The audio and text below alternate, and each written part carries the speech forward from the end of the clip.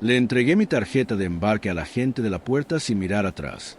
Detrás de mí, en algún lugar del caos de la Terminal 3, mi esposa, con quien llevaba 4 años casada, estaba apretada contra un hombre llamado Devon.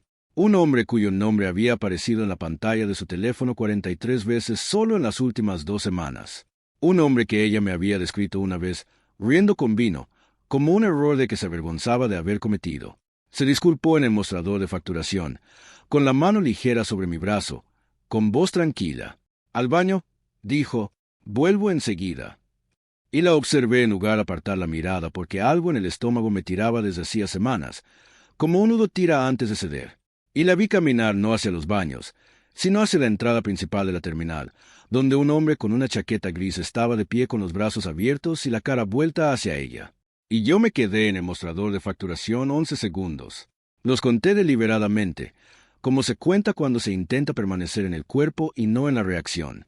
Nuestro equipaje ya estaba etiquetado, ya estaba asignado al avión. El agente de la aerolínea había pasado al siguiente pasajero.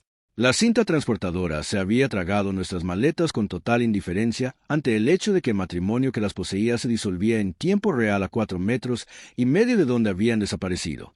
11 segundos viendo a mi esposa abrazarse a otro hombre. Y entonces recogí mi equipaje de mano, me ajusté la correa al hombro y caminé hacia la puerta de embarque. 4 años y 2 meses antes, le había propuesto matrimonio a Celeste en una azotea de Lisboa. Llevábamos 2 semanas de mochilerismo, idea suya, o adoptada con entusiasmo, y ella tenía los hombros quemados por el sol y una copa de oporto que dejaba y olvidaba constantemente porque estaba demasiado ocupada hablando.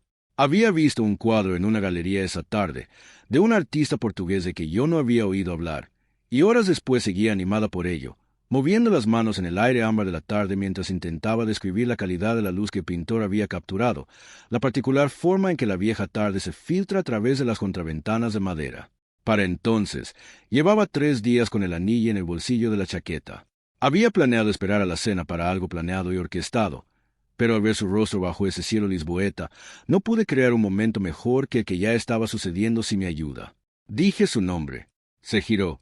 Yo ya estaba de rodillas sobre la piedra. Lloró esas lágrimas horribles, esas que no se cuidan el rimen ni la compostura, que le corren hasta la mandíbula. Dijo que sí antes de que terminara de preguntar. Me levantó por las solapas y me besó de una manera que hizo que 2 desconocidos en la mesa de al lado aplaudieran sin saber por qué, porque la felicidad en esa caja registradora se ve desde la distancia. Había creído plenamente en ese momento. No hay nada que pueda añadir. Fue real. El hombre en esa azotea no se equivocaba sobre lo que sentía. Solo se equivocaba sobre lo que ella sentía. Y ese error tardaría 4 años más en revelarse por completo. 1 mes después del compromiso, recibí una llamada de un cazatalentos para un puesto de arquitecto senior en una firma de Ámsterdam. No era una oportunidad cualquiera. Era el tipo de llamada que llega una vez en la carrera y no regresa. Arquitecto principal en una cartera internacional. Una firma que había ganado 2 importantes premios de diseño en años consecutivos, una compensación que habría cambiado por completo mi trayectoria financiera. Volé a Ámsterdam para una segunda entrevista una mañana gris de noviembre y regresé a casa 3 días después con oferta de trabajo en mi correo electrónico y la plena certeza de que la aceptaría. Celeste volvió a llorar cuando se lo dije, no como en Lisboa. Tenía raíces en Portland, profundas, específicas y personales. Su familia estaba allí.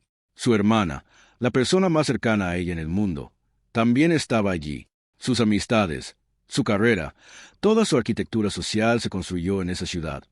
Y ella no estaba dispuesta a desmantelarla. Y yo la amaba y no quería ganar una discusión que le costara algo que no pudiera reconstruir. Estábamos a punto de casarnos.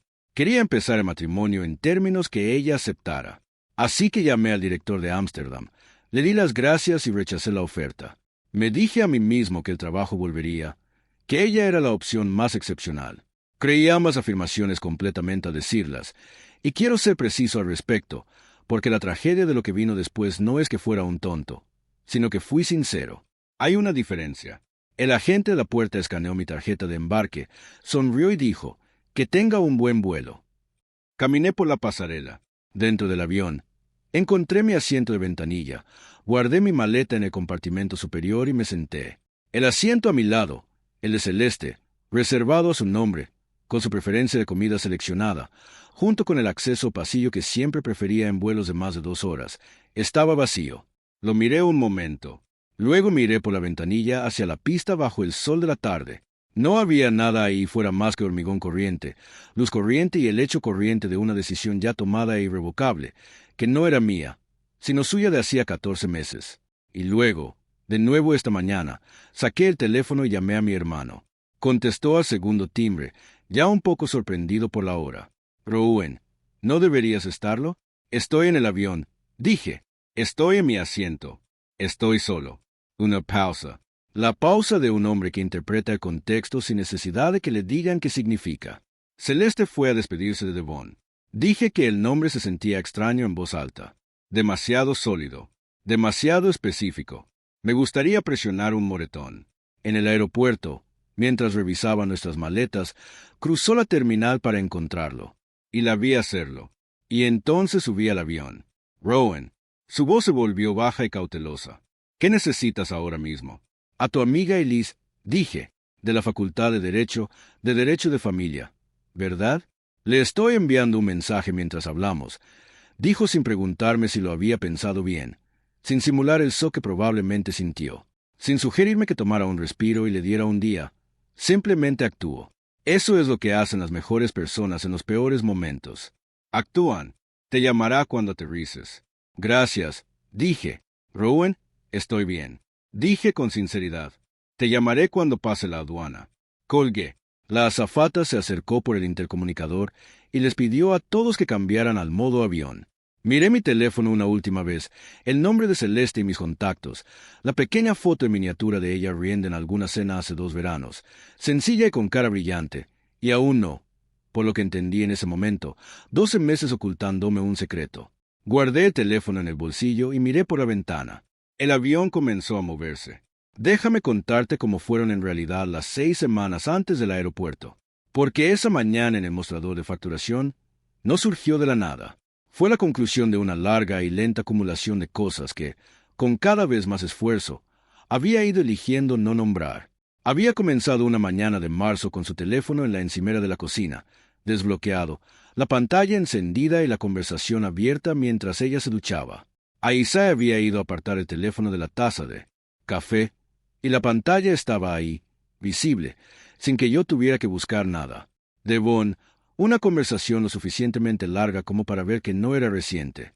No la leí entera. Mis ojos encontraron fragmentos, esa especie de taquigrafía que se desarrolla entre personas que han estado en la vida del otro de una manera particular. Dejé el teléfono exactamente donde lo había encontrado y me quedé en mi cocina con la taza de café aún en la mano, sintiendo el suelo inclinarse bajo mis pies. Me dije que se lo preguntaría esa noche. En la cena, decidí directa y tranquilamente.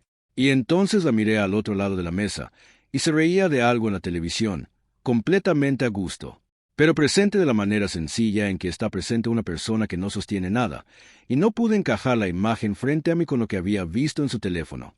Así que opté, cobarde y silenciosamente, por decirme a mí mismo que lo había malinterpretado, que Devon era una vieja amiga, y que los viejos amigos enviaban mensajes largos, y que yo era una persona con una naturaleza desconfiada que interpretaba las cosas normales como siniestras. Me acosté a su lado, miré al techo y no dije nada. 6 semanas de nada. Sí, 6 semanas observando. 2 veces me desperté a las 2 o 3 de la mañana y encontré su lado de la cama vacío. En ambas ocasiones, para cuando recuperé la conciencia, ella había regresado. No podía dormir, dijo una vez. No quería despertarme. Me quedé tumbado en la oscuridad escuchando mi propia respiración y no dije nada. Encontré una tarjeta en el reciclaje, escrita a mano. Estaban enterrados bajo el periódico, así que no se veían a menos que estuvieras moviendo cosas, lo cual era mi caso porque era día de reciclaje. Reconocí la letra de la pantalla del teléfono lo suficiente como para saber de quién era. Leí la tarjeta. La dejé exactamente donde la había encontrado y me puse a trabajar. Diseñé una terraza residencial para un cliente en Seattle. Volví a casa. Preparé la cena y cenamos juntos. Me preguntó qué tal me había ido el día y le dije que bien. Y le pregunté cómo le había ido a ella y le dijo que bien. Vimos la televisión y nos acostamos. 6 semanas de pie en un edificio en llamas, diciéndome que el humo probablemente no era nada grave. El vuelo a Cancún duró 4 horas y 12 minutos. Dormí la mayor parte del tiempo, Un sueño profundo, sin sueños, ininterrumpido, que no había conseguido en meses. La piedra que había estado sentada en mi pecho, ni esa cosa enroscada formada por la sospecha y la ignorancia deliberada, ni el agotador trabajo diario de no saber con certeza, había desaparecido. Lo que quedó en su lugar fue algo más tranquilo y considerablemente más sólido. La fría claridad de una persona que ha dejado de esperar y ha empezado a decidir. Aterricé a las 5:47 de la tarde. Mi teléfono, al volver del modo avión, reunía 17 llamadas perdidas de Celeste, 11 mensajes de texto y 2 mensajes de voz en una sola cascada de notificaciones. Me detuve en la sala de llegadas del Aeropuerto Internacional de Cancún y leí cada mensaje en orden, de principio a fin, como se lee la evidencia. El arca estaba clara y predecible. Primero, confusión. Rowan, ¿dónde estás? Luego, alarma. Rowan, por favor, respóndeme. Luego, el cambio, la bisagra. El momento en que ella comprendió que yo había comprendido. Sé cómo se ve. No es lo que piensas. Y, por favor, déjame explicarte. Y finalmente, 8 minutos antes de aterrizar, el mensaje más honesto de la secuencia. Sé lo que viste. Sé que me viste. Por favor, no hagas nada todavía. Te quiero. Por favor. Guardé mi teléfono y recogí ambas maletas, la mía y la de Celeste, de la cinta transportadora. Los llevé en silla de ruedas por la aduana, por las puertas automáticas a calor vespertino de la costa, y llamé a Elise. Contestó al primer timbre. Mi hermano la había informado detalladamente y estaba lista. Era justo lo que ese momento requería. Metódica, tranquila, específica y sin ningún sentimentalismo sobre el trabajo que tenía por delante. No me preguntó si estaba seguro. No me sugirió que lo consultara con la almohada. Me pidió que le explicara el cronograma y lo hice, empezando por la mañana de marzo y siguiendo hacia adelante. Ella y yo escuchamos sin interrumpir y luego me dijo, anótalo todo esta noche, cada detalle que puedas recordar, fechas y detalles específicos siempre que sea posible. No borres ningún mensaje ni comunicación de ningún tipo. No hables de la propiedad ni de las finanzas con Celeste hasta que hayamos vuelto a hablar. Ella tendría la documentación preliminar preparada para el lunes por la mañana. Luego llamé a mi esposa. Contestó antes de que terminara el primer timbre, lo que me indicó que había estado sosteniendo el teléfono con ambas manos, esperando. Rowan. Su voz ya estaba destrozada. Rowan, por favor. Estoy en el mostrador de billetes. Hay un vuelo a las 9. Puedo llegar a medianoche y podemos. No vengas, Celeste. El silencio que siguió tenía una presión. El tipo de silencio que no es vacío, sino pleno. ¿Qué? Sé lo de Devon, dije. No solo lo de hoy. Vi tu teléfono hace 6 semanas. Vi el hilo. He estado esperando desde entonces, dándote el beneficio de la duda. Debería haberme retirado la primera mañana. Mantuve la voz completamente serena. Estaba en un aeropuerto en México. Pasaba gente junto a mí con maletas, niños y todos los trámites habituales de un viaje. No interpret mal nada. Se quebró. Las palabras salieron atropelladas, ensayadas y luego improvisadas, como cuando te preparas para una versión de una conversación y recibes otra diferente. No era lo que pensaba. Era emocional, no físico. Necesitaba que creyera que había necesitado conectar de una manera particular y no había sabido cómo pedírmelo.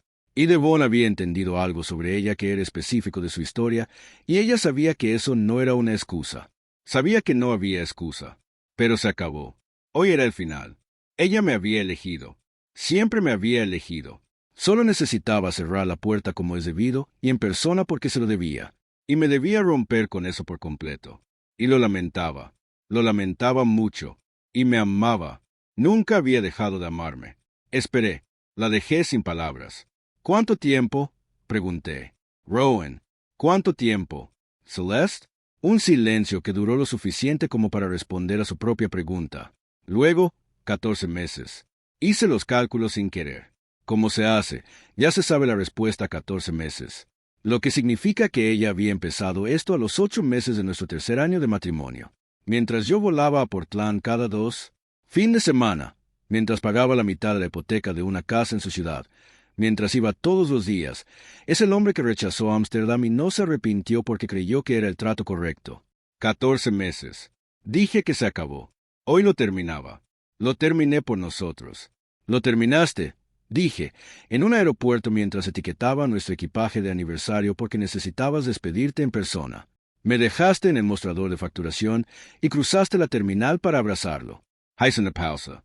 La semana pasada me hablabas de los cenotes, Celeste. Me enseñabas los trajes de baño. Reservaste las excursiones. Hacías todo eso mientras le escribías mensajes. Nada. ¿Cuántas veces lo viste? Dije en 14 meses. No pido pruebas.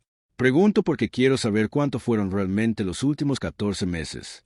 Un silencio muy largo. Por favor. Buenas noches, Celeste. Dije que no vinieras a Cancún. Cuando llegue a casa, hablaremos a través de abogados. Si vienes al resort, bloquearé la habitación a tu nombre. Hice una pausa. Lamento lo que éramos antes. No lamento esta decisión. Dijo mi nombre como lo había dicho en Lisboa. Me obligué a recordar las 6 semanas, la pantalla del teléfono, la tarjeta en el reciclaje, el lado vacío de la cama a las 2 de la mañana, y dije adiós. Y colgué. El resort era precioso. Tenía un gusto excelente para los resorts. Habitaciones con paredes blancas que daban a la costa. Ventiladores de techo que movían el aire salado en círculos lentos. El Caribe visible desde el balcón en ambas direcciones. Pedí servicio de habitaciones. Cené afuera viendo cómo la oscuridad se desprendía del agua. Tomé una copa de vino y me acosté a las 10. Dormí 9 horas seguidas. Fue el tiempo más largo que había dormido sin despertar en más de un año. Y cuando me desperté con el sonido del océano y el ventilador de techo y el lujo cotidiano de una mañana sin secretos, me quedé allí tumbada un rato y simplemente respiré. Mi hermano no había estado ocioso. Mientras yo dormía, él había estado cuidando el jardín. Celeste había estado al teléfono la noche anterior. Me lo contó durante el desayuno, con el teléfono apoyado en la cafetera, llamando a nuestros amigos en común, gente que ella creía que la comprendía, pidiéndoles que se pusieran en contacto conmigo, que me animaran a escuchar, que crearan un espacio de apoyo que abogara por la paciencia y la conversación. Mi hermano se había adelantado a cada una de esas llamadas. No dramatizó, no editorializó, y expuso los hechos con claridad. Ella pasó 14 meses en una aventura emocional con su exnovio. Concertó una reunión de despedida en el aeropuerto la mañana de su viaje de aniversario, mientras el equipaje ya estaba facturado. Rowan subió al avión sola. La verdad, dicha sin rodeos y sin adornos, se extendió por las redes sociales y se asentó. La mayoría de nuestros amigos guardaron silencio. Algunos me contactaron directamente, no para defenderme, sino simplemente para disculparse y decirme que estaban ahí. Eso fue suficiente. Lo que sucedió en su bufete, sinceramente, no lo planeé yo. Devon era cliente del bufete donde trabajaba Celeste, y ella había estado coordinando algunos de sus contactos a través de su calendario y correo electrónico de trabajo, con el correo de su bufete respaldado en los servidores de la empresa. El equipo de cumplimiento normativo que toda empresa mediana de servicios profesionales mantiene puede buscarlos precisamente porque estas cosas ocurren. Un socio del bufete era amigo de un amigo de mis hermanos. La conexión era tenue. El descubrimiento era inevitable. La revisión interna que siguió fue el correcto funcionamiento del proceso de bufete, y yo no tuve ninguna participación más allá de ser la persona cuyo matrimonio había revelado la información. La consecuencia que Celeste sufrió no fue mi venganza. Fue el peso natural de una estructura construida sobre cimientos que no resisten. Para el miércoles, sus llamadas habían cesado por completo, lo que significaba que había contratado a su propio abogado, lo cual era lo sensato y correcto. El jueves, hice la excursión al cenote que había reservado para ambos. Una furgoneta de turistas, una guía que conocía a la perfección las formaciones calizas y las describió con el entusiasmo contagioso de quien no podía creer que esto fuera obra suya. Bajamos a la cueva y el agua estaba exactamente como me la había descrito durante la cena 3 semanas antes. Fría, quieta y cristalina, columnas de luz que se colaban por la abertura del techo como algo deliberado, un silencio lo suficientemente absoluto como para descansar en su interior. Nadé sola, floté boca arriba. Miré fijamente el techo de piedra y pensé en Ámsterdam. En la mañana que llamé para rechazar la oferta, en la particular certeza que sentía al tomar esa decisión.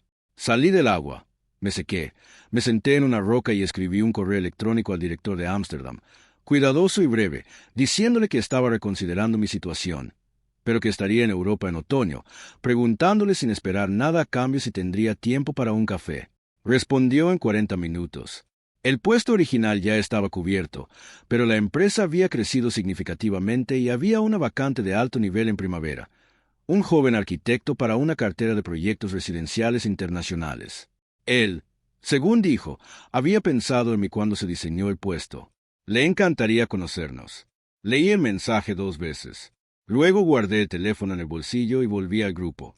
Los 2 últimos días los pasé casi totalmente desconectado. Largas mañanas en la playa. Una tarde paseando por el pueblo, entrando en tiendas sin ganas de comprar nada, comiendo pescado en una mesa en la acera con un refresco de limón y sin ningún plan en particular. Conocí a una pareja mayor en el bar del resort la última noche. Casados durante 31 años, todavía claramente encantados el uno con el otro, de esa manera poco productiva que solo se da en un matrimonio que realmente ha funcionado. Hablamos durante 2 horas. No sabían nada de mis circunstancias. Yo solo era una persona con opiniones sobre arquitectura y un interés en los matrimonios de los demás. Me sentí, de una forma inesperada, completamente maravilloso. Voy a casa el domingo. Mi hermano me recogió, me dio un café y condujo sin preguntarme cómo estaba porque sabía que yo lo sabía, y el viaje en sí fue una forma de responder. El divorcio fue transparente, como lo demuestran los hechos. Celeste no cuestionó la esencia del asunto. Hubo negociación sobre la casa. Yo había asumido una mayor parte de la hipoteca, y una vez que quedó documentado con claridad, su abogado no impugnó la separación. Y Liz fue minuciosa y precisa, y siempre se adelantó a la conversación. El proceso duró 5 meses, no fue agradable y en cada etapa fue justo. Devon, según supe finalmente por un amigo, no se mantuvo a puerta cerrada. Celeste lo había arreglado para que estuviera en un aeropuerto una mañana de septiembre. La despedida que había organizado con tanto cuidado logístico no se mantuvo en las semanas siguientes. Lo que esa información signifique sobre sus decisiones no es mi interpretación. Lo que para mí significó fue simplemente que la imagen que había dibujado de la situación había sido precisa. La presenté como confirmada y seguí adelante. El puesto en Ámsterdam se materializó en febrero siguiente o en mejores condiciones que la oferta original.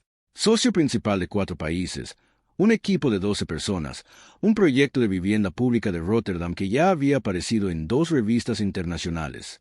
El director me llamó un martes por la mañana mientras estaba en mi cocina vacía de Portland con cajas de mudanza apiladas en la sala y las paredes desnudas. Dije que sí antes de que terminara de explicarme las condiciones. Se rió y se despidió porque ya les había dicho a 2 socios que me contrataría. Mi hermano me ayudó a cargar el trastero. Después, nos quedamos en la entrada vacía, en el frío de la tarde, sin decir mucho. Me puso la mano en el hombro. Ese fue el discurso completo. Fue el correcto. Ámsterdam en marzo era gris y fría, justo lo que había rechazado años atrás. Luz de canal, reflejos de ladrillo, una particular cualidad del cielo norteño que te exige algo y recompensa la petición. Encontré mi piso en el Jordan. Tecos altos. Suelos viejos, una mesa de dibujo junto a la ventana del canal. Empecé a trabajar el lunes y el viernes supe que anización excéntrico pero fiable. Aprendí holandés de forma imperfecta y comprometida. Hice amigos que perdurarían. 18 meses después de Cancún, fui a Lisboa a una conferencia y pasé una tarde libre en esa azotea. Ahora un restaurante, el mismo cielo ámbar, muebles diferentes. Pedí un oporto y me senté a disfrutarlo sin hacer nada. No era un dolor, pero no triunfa, no era la narrativa limpia de un hombre que ha procesado su pasado con claridad. Solo una persona en una azotea donde una vez se arrodilló sobre piedra y lo sintió. Tomando una copa en el lugar donde residía ese significado, reconociéndolo y dejándolo ser lo que era, real y consumado, sin que hubiera tenido que ser diferente para estar exactamente donde estaba ahora. Volé de vuelta a Ámsterdam esa noche. La primavera siguiente, gané una mención de diseño para un complejo residencial frente al mar en Rotterdam. Mi nombre en el certificado, mi lógica descrita por escrito. Mi director envió Burgundy a mi escritorio con una nota manuscrita.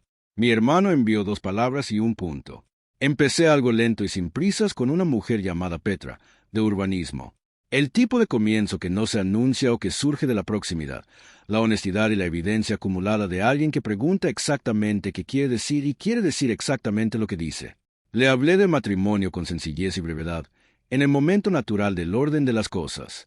Lo recibió sin dramatismo. Hizo una pregunta directa y luego preguntó por Rotterdam, y pensé, sí, así es como se siente el peso correctamente distribuido. Así es como se siente la tierra firme. El proyecto de la Biblioteca Utrecht me consumió de la mejor manera posible, exigiéndote más de lo que creías que tenías que dar y luego demostrándote que te equivocabas. 5 pisos de cristal y ladrillo recuperado a la orilla de un canal. Un edificio público diseñado para no parecer ni institucional ni temporal. El tipo de estructura que demuestra que creíamos en este lugar lo suficiente como para construir algo que nos sobreviviera. El encargo venía con una larga lista de limitaciones y un presupuesto ajustado. Y las restricciones creativas que imponen esas combinaciones son, en mi experiencia profesional, donde surge el trabajo verdaderamente bueno. No puedes esconderte tras el exceso cuando no lo hay. Cada decisión material es visible. Cada elección espacial es fundamental en el sentido conceptual, y el resultado funciona o no funciona públicamente. Funcionó. El comité de revisión aprobó el diseño final en la primera ronda, algo que, según mi director, había sucedido 2 veces en la historia de la empresa. La construcción comenzó en otoño, y visitaba la obra cada 3 semanas, parándome en el esqueleto de lo que había dibujado, viéndolo convertirse en sí mismo. Esa es la parte de la arquitectura que ninguna representación captura. El momento en que un edificio deja de ser una idea y comienza a ser un lugar. Cuando la estructura se erige y la luz comienza a atravesarla como la habías calculado. Cuando las proporciones que existían en tu mente como abstracciones se convierten en las distancias reales entre los muros. Cuando una persona se encuentra en la cáscara inacabada del edificio y puedes ver en su rostro que entiende lo que va a hacer. Petra me acompañó a la obra una vez en noviembre, cuando ya se había montado la estructura y se estaban instalando los paneles de cristal del canal. Se quedó en lo que se convertiría en la sala de lectura principal, con la luz de la tarde entrando por el cristal sur, exactamente en las columnas que yo había planeado. Se quedó callada un buen rato. Luego se volvió hacia mí y dijo, «Ahora entiendo lo que querías decir». Y comprendí que se refería a algo más que al edificio. Mi hermano me visitó en diciembre, como estaba previsto. Lo llevé en el barco del canal con el frío. Le compré una cerveza para turistas horrible en un puesto cerca del Museo del Reich. Lo acompañé por el Jordan al anochecer, cuando se encendieron las luces de los edificios antiguos y el canal se tiñó de oro. Miró a su alrededor, el piso, el trabajo, la vida que se había acumulado silenciosamente durante 2 años, y no dijo nada durante un buen rato. Entonces dijo, «¿Te pareces a ti mismo?» Y yo dije, «Sí, creo que por fin lo soy».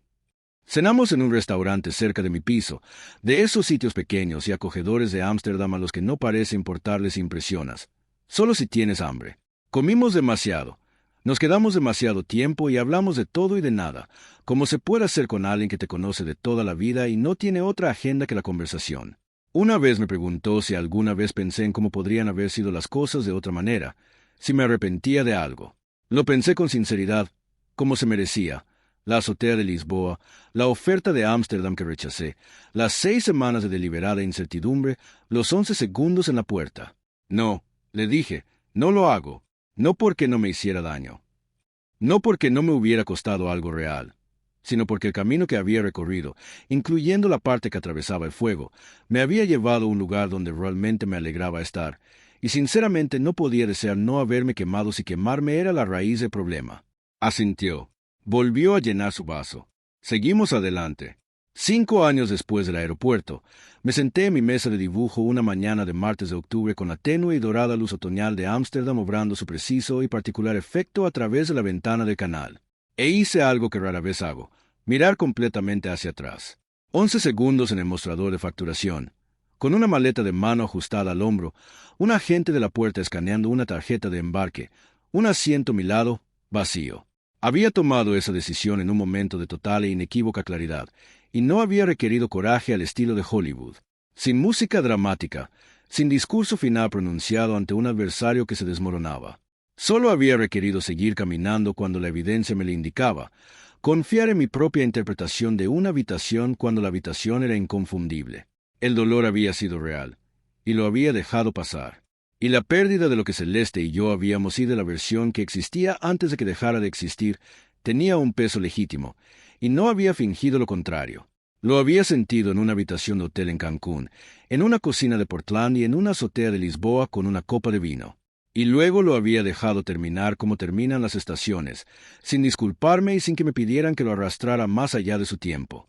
Lo que había al otro lado no era una compensación. No era un consuelo arreglado para que la historia funcionara. Era la vida real, la que había estado esperando en la puerta de llegadas de una posibilidad diferente todo el tiempo, esperando pacientemente a que recogiera mis maletas y entrara. Petra en la otra habitación. La visita de mi hermano el mes que viene. El canal bajo la luz de octubre. Los dibujos de la biblioteca que tenía delante son precisos y buenos, y merecen toda mi atención. Finalmente, por casualidad, supe a través de mi hermano que Celeste se había ido de Portland. No sabía a dónde. Lo mencionó como se menciona el tiempo en otra ciudad. Algo que sucedió, anotado por completo. Dije, y volví a mi trabajo. Así es ganar. No el puño en alto, ni la última palabra,